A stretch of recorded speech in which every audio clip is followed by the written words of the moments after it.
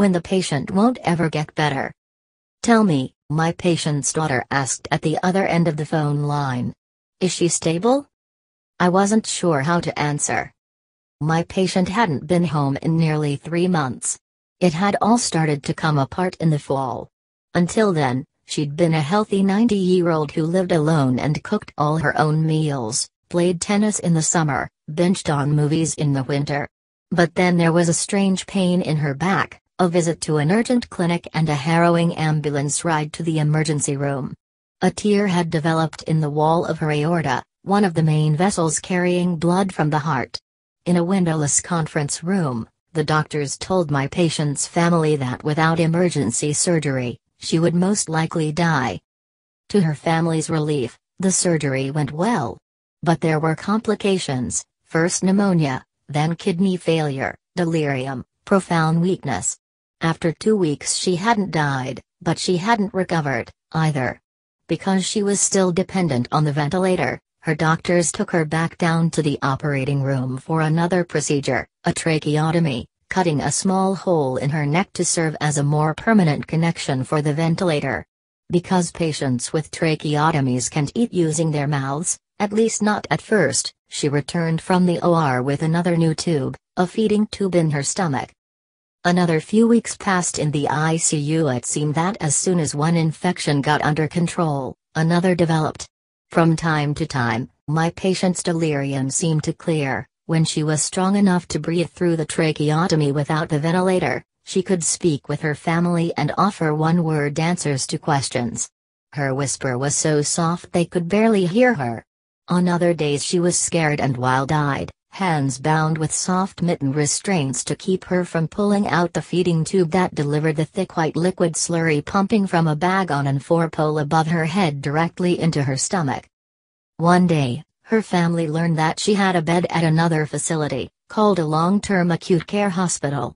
This was good news, her doctors told the family. It meant that this weak, intermittently delirious woman who looked nothing like the spry 90-year-old who'd come to urgent clinic some months before didn't need the ICU any longer. They were cautiously optimistic. In this new hospital, she did get better. Some days she managed to stay off the ventilator for 8 hours, then 12, then a day, then 2. Her tracheotomy was removed and the hole in her neck started to heal. Her delirium lifted, replaced by a dull, lifeless gaze. Her kidneys improved. And then, things stopped getting better. Time slowed. There she was, neither dead nor truly alive, stuck, it seemed, in limbo. One Saturday, she spiked a fever. Her breathing grew ragged. Back in the ED she was intubated once again, then sent up to the ICU, where her daughter called us to ask, "Is she stable?" I debated about how to respond. The ventilator was delivering sufficient oxygen. Intravenous med drips were acting directly on her heart to keep her blood pressure at an acceptable level. Her kidneys were functioning to make urine. But behind the facade of stability was a more dire truth: she might never get better. With her constellation of ventilation dependence, infections and delirium, she had what doctors call chronic critical illness. Her story isn't unique. There are about 100,000 chronically critically ill patients in the United States at any one time, and with an aging population and improving medical technologies, this number is only expected to grow. The outcomes of these patients are staggeringly poor. Half of the chronically critically ill will die within a year, and only around 10% will ever return to independent life at home. Chronic critical illness is not something I learned about in medical school, or something that many doctors even talk about. One reason might be that the care for the chronically critically ill quite literally takes these patients out of our view. They move, as my patient did, from hospital to long-term care and back again, accompanied by a growing stack of medical records as things slowly fall apart. In the early moments of critical illness, the choices seem relatively simple. The stakes high, you live or you die.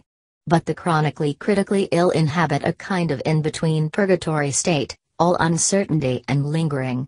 How do we explain this to families just as they breathe a sigh of relief that their loved one hasn't died? Should we use the words chronic critical illness? Would it change any decisions if we were to do so? Here, I find that I am often at a loss. I was quiet on the other end of the phone line that night. Was my patient stable? For the moment, she was.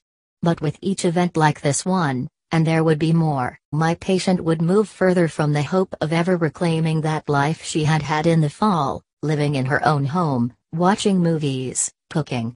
I felt that I could see the weeks and months spooling out, a moment of calm, a new emergency. But this wasn't the time to tell her daughter, not on the phone, not tonight. And so I told her the truth, one truth, at least.